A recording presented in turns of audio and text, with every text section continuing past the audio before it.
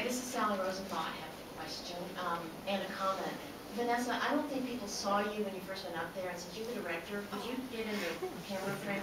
Oh, yeah. On the other side of the world. Just be in the frame so they can see you. And then the other thing, I have an unfair advantage because I know what's going on, but Chris has some hats that I know people want to see, and I have one on. Yeah, I do have a collection of silly hats. And also, wait, before that, can you talk to them about the way that silk is folded a little bit differently than paper, and why the cloth And can you repeat the question, please? is a little bit different than the way paper is traditionally folded? So, yeah, there are other things that get folded besides paper. That was, and Jeff was indicating that I could talk a little bit about folding in other mediums, specifically textile, and a little bit of the history and relationship of how paper folding and textile folding have crossed in my work. So, well, here's, okay, small side thing is silly hats, just for a moment here. They make people look silly, but they do have some fun math behind them, and they also have a technique for expressing. This is called paper engineering. This is cutting full and disclosure, folding. cutting And folding, and paper engineering. And this is a way that meshes and computer 3D models can get out of the computer in a way that wouldn't happen if it was happening with glue, which is the way that people do paper engineering and cutting and putting things together. These are, instead of accumulated error that happens when you glue tabs together to make 3D models, like these are, we're wearing these 3D models on our head. This is self-correcting, so it's accumulated perfection, which is kind of a nice thing to, people aren't used to that. Like they're used to like little errors getting worse most of the time. So these adjust and they move a little bit because there's no glue on them, and I can just indicate a little bit. I don't know if it's a little far away, but you can see the connection in here. It's a little bit like a zipper, and it allows for, as you put each little piece together, they can still move a little bit, and they want to move towards the perfect place of the two edges of the face of the mesh. So I'd encourage that when we do a little mingling here, that everyone come and try to put these hats on, please. I like to collect silly portraits with the hats on. I'd encourage a bit of that later. Can you just quickly demonstrate for the YouTube? Yeah. So how origami tessellations was. So here's a little bit of kind of get close. Get in the frame. How do things get folded in other mediums, textiles, and some cross relationship, and also a little bit of backwards process, because this is a special demonstration piece that we can see. It looks. I could have pasted these things on here. So, and after watching this movie, you're probably guessing that it's one piece of cloth, but I could have pasted them on. If you'd never seen the movie, you might have thought that I pieced them on and sewed lots of little pieces together to make this pattern. But we get to see the reverse process of this ordered thing go to chaos and flat by pull like that. And then that's the crease pattern, isn't it? And here's we can see in low relief the crease pattern, yes.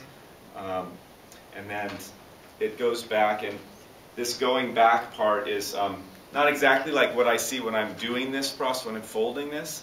And this is a kind of class of folding of Hold it up. where the lines of a tiling are expressed as pleats, and this style of folding is from a Japanese teacher of mine, Shuzo Fujimoto, and I figured out after some time of doing the paper folding style of these kinds of patterns, where every line becomes a pleat, and then there's some interesting things about pleats expressing tilings and lines, because funny things happen at the vertices that are unique to this expression of a folded plane, whatever the plane is, paper or silk.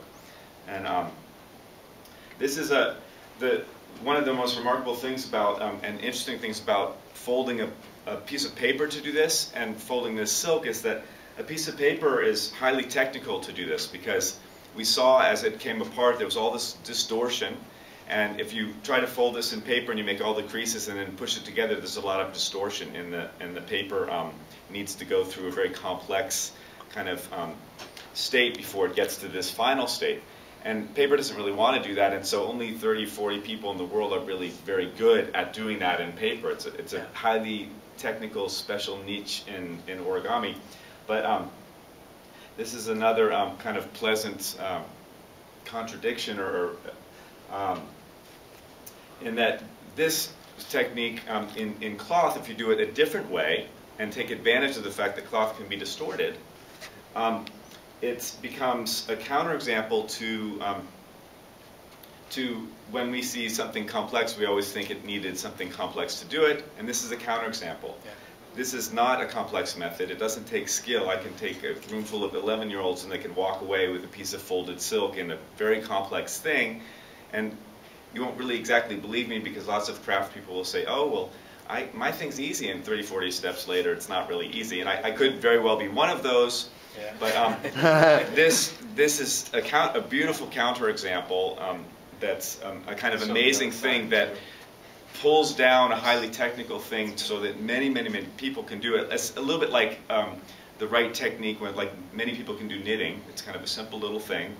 It produces complex things and it has some levels of complexity within the activity, but the right medium and the right kinds of expression for that medium are coming together in a way that where in cloth that is true. And part of the interesting, to tie it back to the origami story, is that in order to get to this cloth and this work and be able to have this technique to be shared, it needed to come first from paper. And that's an interesting story that's a little more detailed, but I'm glad to let you know a little bit about that and share more than what's in the movie and that wider world out there. Would you like some light on the inside so you can get it? Oh, I think did this get seen? If you, I don't know if this was lighter. That's much better. Can you see it now on screen? Move back a bit. Move back. Whoops. Oh, Wilbur. Oh, he does So that. sorry. Can you see what's happening inside? There's some. Really? Not really. Okay. You can zoom later if you want. Yeah, later come up and see those. Yeah, in fact, I'm going to put these guys right over here. How are we on time? Questions? I think we have time for one last question. Last question? Or, San Francisco? I can show a few more. I think it would be appropriate for Vanessa to talk a little bit about the making of this film and her experience doing I it. don't think that's relevant. Yes, somebody has you're to wrong. talk about it. Yeah, You're wrong. Look. get on. Go. What should I say? Don't fight. How should I? I'll ask a question. How's that? Vanessa does well with questions. She's a terrible self-promoter. I think we can all agree. Which is one reason it's such a pleasure to work with her. How did you plan to make this movie? I know the answer is you didn't. So. Well, perhaps this would be relevant to some people out there who have a fascination about something. I first learned about mathematicians doing origami about 5 years ago, and I was in no shape, way, or form a filmmaker at that time. But I had always had a kind of an amateur interest in math, and generally more of a mathematical person, but was looking for a way to explore the connections between math and art and how general creativity could be applied in both ways, you know, together or separately. And so when I heard about the mathematician in the film, Tom Hull, who was making, as you saw, some modular pieces that were so mathematically based but also so beautiful to look at, I thought that that would be a nice short film. So I decided to visit him, and I had hoped to make a 7 or 8 minute movie about the mathematics of origami. At that time, not knowing anything about what I was about to get into. But as time went by, Tom Hull introduced me to Michael LaFosse, and I slowly began to understand that what fascinated me most about the art form was not that, in fact, either mathematicians were doing it or heavy scientists or sculptors or artists, but the fact that it was a medium that drew all those people together, or at least attracted them because of its qualities. And therein I decided to explore the kind of creativity that the scientists and the mathematicians and the artists applied to the medium itself. and I felt that the metaphors about a square of paper and the idea of this uniform accessibility and democracy of the medium itself had a lot to explore.